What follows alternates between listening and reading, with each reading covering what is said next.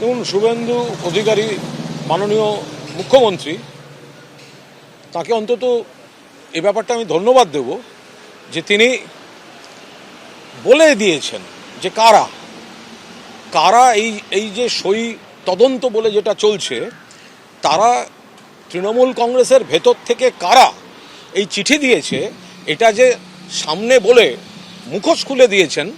আমি শুভেন্দু অধিকারী মাননীয় মুখ্যমন্ত্রীকে অন্তত এই ব্যাপারে আমি তাকে ধন্যবাদ জানাবো। আমরা এটুকু বলি যে সর্বভারতীয় তৃণমূল কংগ্রেস বিধায়ক ঋতব্রত বন্দ্যোপাধ্যায় এবং বিধায়ক সন্দীপন সাহাকে দলবিরোধী কাজের জন্য দল থেকে বহিষ্কার করেছে। দলের সিদ্ধান্তের কথা বিধানসভায় স্পিকারকে জানিয়ে দেওয়া হয়েছে। আমাদের পরিষ্কার বক্তব্য, দলের মধ্যে যদি কোনো বক্তব্য থাকে, আমরা 100 বার দলে সমস্ত রকম আলোচনা করা যেতে পারে। সেদিনকার পরিষদীয় দলের বৈঠক নিয়েও যদি কারুর কোনো বিধায়কের কোনো বক্তব্য থাকে, আমরা অনেকেই আমাদের বক্তব্য জানিয়েছি, আগামী দিনে আরও জ্বালাতাম। যদি তাদের মনে হয়ে থাকে কোনো একটা অভিযোগ থাকে, মনে হয়ে থাকে, তো তাহলে তো সেটা তো দলকে জানাবেন। 1 মাস হয়নি, রেজাল্ট বেরোয়নি, 1 মাস হয়নি আমরা বিধায়ক হয়েছি। তার মধ্যে দলের বৈঠকে থেকে কে কি ভুল মনে করলো, সেটা আদৌ ভুল নাকি ভুল নয়, সেটা সরকার পক্ষকে চিঠি দিয়ে জানাচ্ছে। এটা হতে পারে কখনো? এরা কেউ নির্দল জেতেনি, এরা জিতেছে তৃণমূল কংগ্রেসের প্রতীকে, মমতা বন্দ্যোপাধ্যায়ের মুখ ব্যবহার করে, মমতা বন্দ্যোপাধ্যায়ের সঙ্গে ছবি দিয়ে।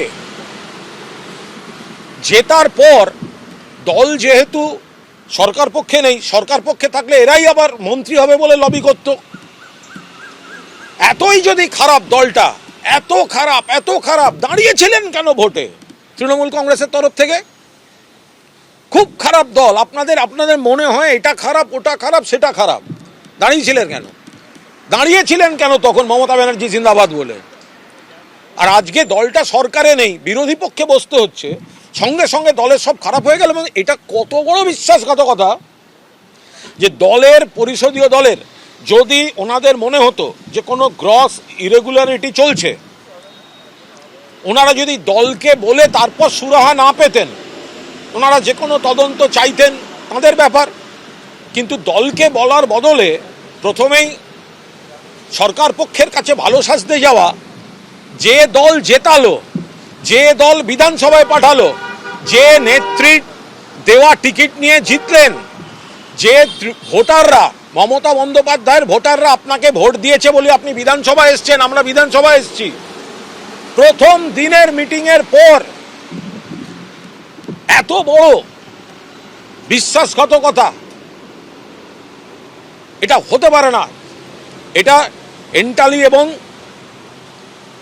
উলুবেড়িয়া ওখানকার মানুষও বিচার করবেন। এবিপি আনন্দ, এগিয়ে থাকে, এগিয়ে রাখে।